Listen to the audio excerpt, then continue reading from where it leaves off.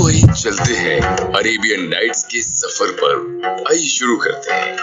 बहुत पुरानी बात है, ससानियन सल्तनत में एक महान सुल्तान था। वो अपनी ताकत और समझदारी के लिए बहुत प्रसिद्ध था। उसकी बहादुरी और बड़ी सेनाओं की दूर दूर तक तारीफ होती थी। फारस से चीन तक उसका रुतबा था। उस सुल्तान के दो बेटे थे, शहरयार और शाहजमान। दोनों शहजादे खूब बहादुर, समझदार और साहसी थे। शहरयार को अपने वालिद से विरासत में तख्त मिला। छोटे भाई शाहजमान ने उसकी बहुत खिदमत की। शहरयार ने उसे एक बहुत बड़े इलाके का शासन सौंप दिया और वो समरकंद में रहने लगा। एक दिन शहरयार को शाहजमान की बहुत याद आने लगी। उसने अपने वजीर को बहुत से तोहफों के साथ शाहजमान के पास भेजा। वो उससे मिलना चाहता था, लेकिन वहाँ शाहजमान पर एक मुसीबत आई हुई थी। एक दिन उसे पता चला कि उसकी बीवी उसके जानिब वफादार नहीं है, इसलिए उसने अपनी बीवी को मार डाला। अब वो खुद को बहुत अकेला और उदास महसूस कर रहा था। काफी समय बाद शहरयार को अपने छोटे भाई शाहजमान से मिलकर बहुत खुशी हुई। वो शाहजमान की उदासी नहीं देख सकता था, लेकिन उसकी समझ में नहीं आ रहा था कि वो शाहजमान के लिए क्या करे। शहरयार शाहजमान को अपने साथ दावतों और शिकार पर ले जाने लगा ताकि उसका मन बहल सके। एक दिन शहरयार शिकार पर गया तो शाहजमान महल में ही था। उसने शहरयार की बीवी यानी अपनी भाभी को देखा। वो भी उसकी पत्नी की तरह बेवफाई कर रही थी। ये देखकर उसने सोचा कि उसका भाई भी वही परेशानी झेल रहा है, इसलिए उसे इन बातों के लिए उदास नहीं होना चाहिए। जब शहरयार ने शाहजमान को खुश देखा तो उसने इसका कारण पूछा।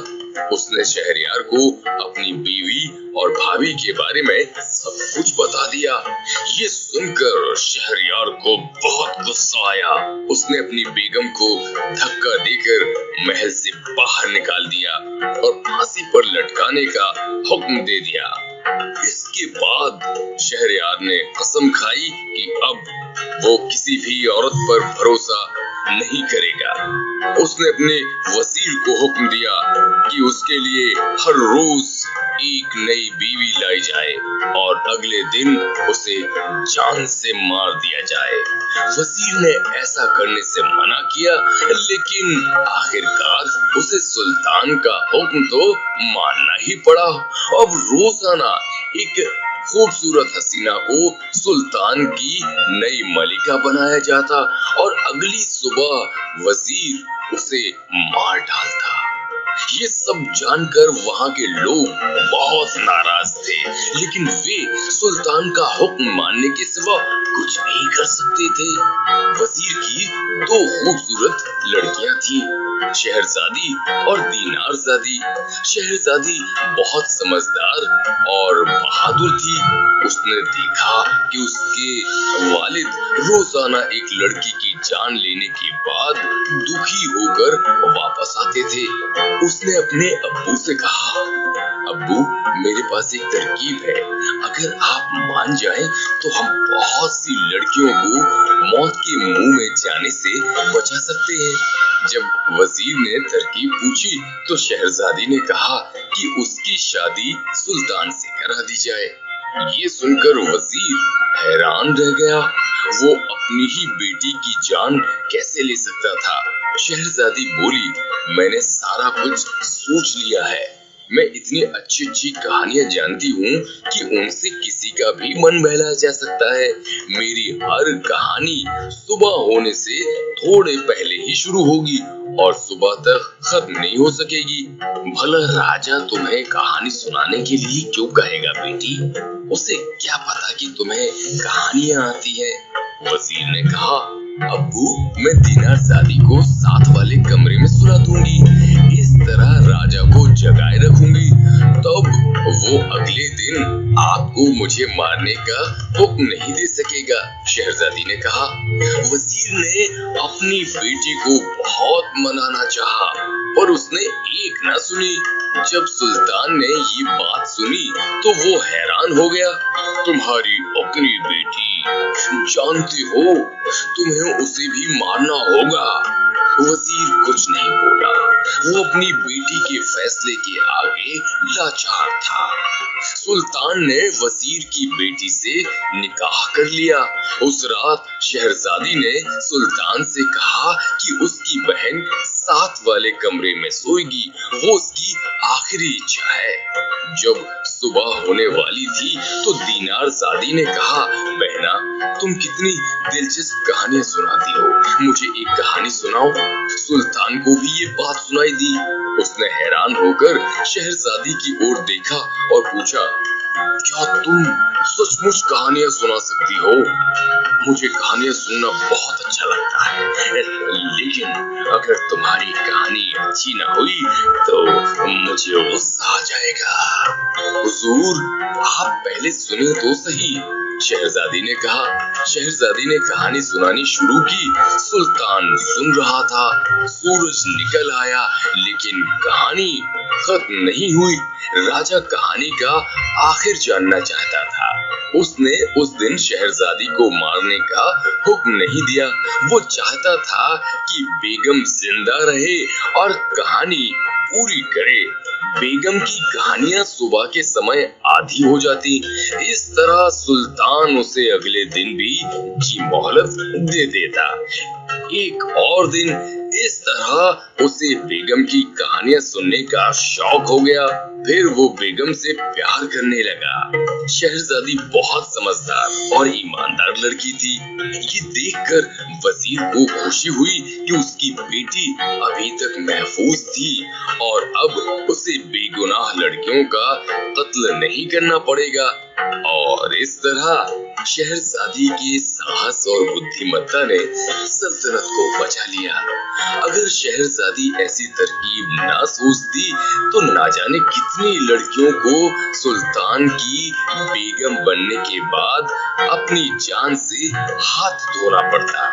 वजीर को अपनी बेटी शहजादी पर बड़ा फख्र था, जिसने उसे बेगुनाहों का कत्ल करने से बचा लिया। वो मन ही मन उसे दुआएं देता रहता था। किस मोड़ पर लाएगी ये कहानी? हारून अल रशीद के समय हिंदबाद नामक एक गरीब कुम्हार रहता था। वो बर्तनों को सिर पर लादे सारे शहर का चक्कर लगाया करता था। एक दिन हिंदबाद शहर के अमीर इलाके में आराम करने के लिए रुका। वो पसीने से बेहाल और थककर चूर था। उसने अपना बोझ सिर से उतारकर जमीन पर रखा तो सामने एक खूबसूरत महल दिखाई दिया। हिंदबाद ने जब एक राहगीर से उसके बारे में पूछा तो वो बोला, ये महान नाविक सिंदबाद का महल है, जो बहुत अमीर है। हिंदबाद को उसकी दौलत और महल से जलन होने लगी। वो कुछ देर सोचता रहा, फिर खींचकर अपने आप से बोला, कुछ लोग कितने किस्मत वाले होते हैं, उनके पास सारी दुनिया की दौलत होती है, वे लोग किसी काम को हाथ नहीं लगाते और ये सारी जिंदगी बैठकर मजे से खाते हैं।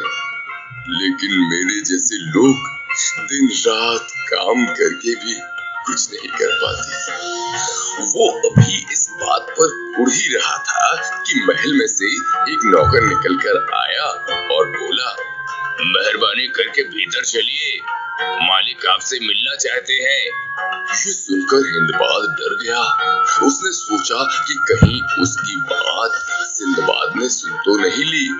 हिंदबाद को पूरा यकीन था कि अब उसे सजा मिलने वाली है।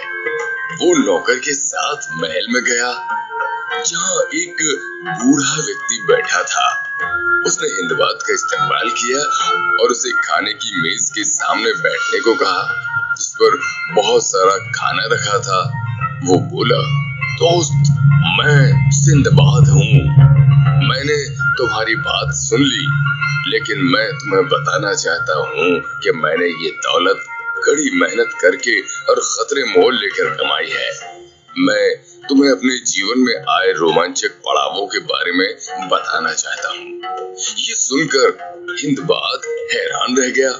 उसने सोचा था कि अमीर आदमी उसके साथ बुरा बर्ताव करेगा, लेकिन वो तो बहुत नेक दिल आदमी निकला।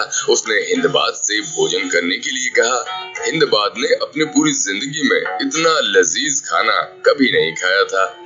इसके बाद जब वो आराम से बैठ गया तो सिंदबाद उसे अपने जीवन के किस्से सुनाने लगा। सिंदबाद की पैदाइश अमीर घर में हुई थी, लेकिन उन्होंने अपने वालिद से मिला हुआ पूरा माल ऐसे ही गवा दिया। इसके बाद सिंदबाद ने अपना बचा खुचा सामान बेचा और उससे कुछ जरूरी सामान खरीद लिया। वो ऐसे नाविक व्यापारी के दल में शामिल हो गया जिनके पास एक जहाज था। वे फारस की खाड़ी से होते हुए पूर्वी इंडीज के टापुओं की ओर जा रहे थे।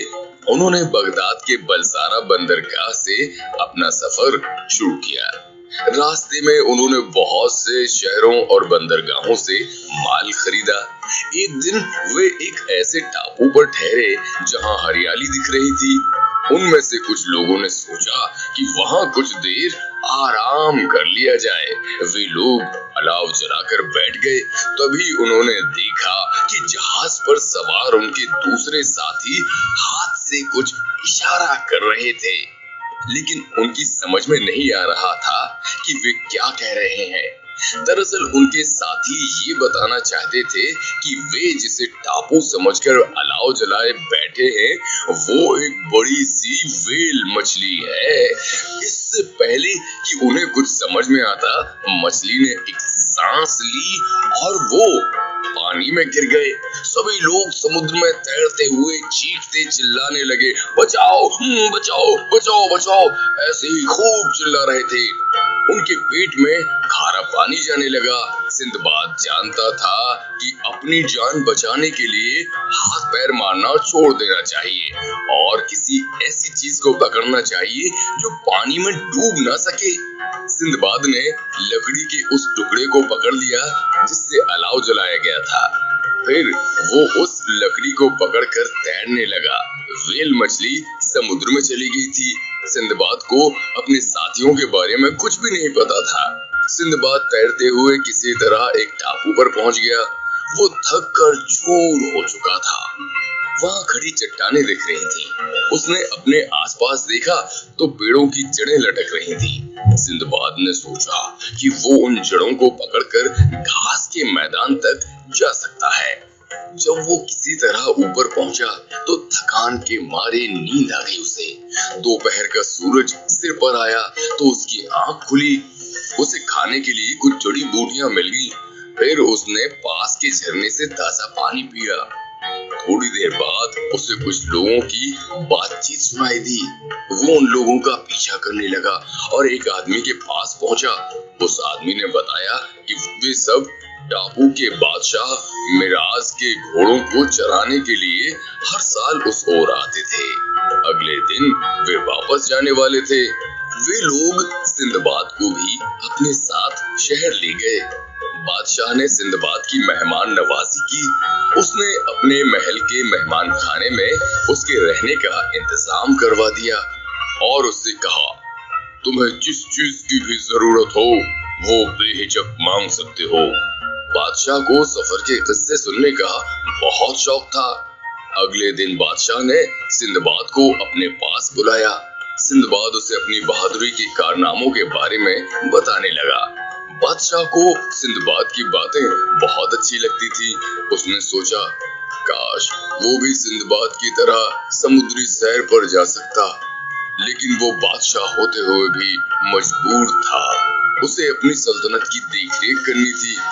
सिंदबाद अपने घर वापस जाना चाहता था, इसलिए वो व्यापार करने वाले नाविकों से मेलजोल बढ़ाने लगा। इसी दौरान वो शहर की सैर भी करता रहता। एक दिन वो कैसल नामक टापू पर गया, जिसकी रखवाली एक जिन डेगियल कर रहा था। उसने वहां बड़ी अजीब मछलियां देखी, जिनमें से कई तो उल्लू जैसे मुंह वाली थीं। ऐसी अजीब व गरीब मछलियां देखकर सिंदबाद को बहुत हंसी आ गई। फिर उसे ऐसे फूल दिखे जिन्हें उसने अपनी जिंदगी में पहले कभी नहीं देखा था। फूलों के रंग बहुत चटकीले थे। जब वो उनके पास गया तो उनमें से बदबू आने लगी। वो हैरान रह गया। दूर से तो खुशबू आ रही थी, तभी उसकी समझ में आया कि फूलों के पास जाते ही उनमें से बदबू इसलिए आने लगती है ताकि कोई उन्हें तोड़ ना सके। ये देखकर वो मुस्कुराए बिना न रह सका। एक दिन सिंदबाद ने देखा कि एक नाविक बंदरगाह पर खड़े एक जहाज में माल लाद रहा है। सिंदबाद ने उसे पहचान लिया। वो उसी जहाज का कप्तान था जिस पर वो अपने घर से आया था। उस जहाज में उसका माल भी बड़ा था। सिंदबाद को जिंदा देखकर कप्तान बहुत खुश हुआ। सिंदबाद ने उसे बताया कि उसके साथ क्या क्या हुआ था। कप्तान ने सिंदबाद को उसका सारा माल लौटा दिया। सिंदबाद ने वो माल बेचा और अमीर आदमी बन गया। फिर वो अपने घर लौट आया। यहाँ उसने एक महल बनवाया और नौकर चाकरों के साथ रहने लगा। कहानी सुनाने के बाद बूढ़े सिंदबाद ने हिंदबाद को 100 दीनारे इनाम में दी और कहा कि वो अगले दिन भी उसके पास आए ताकि वो उसे और भी कहानियां सुना सके। हिंदबाद को ये कहानी भी बहुत हैरत अंगेज लगी। उसने मन ही मन में सिंदबाद के साहस की तारीफ की। तो हम आपसे भी कहते हैं कि बने रहिए हमारे साथ अरेबियन नाइट्स के सफर में।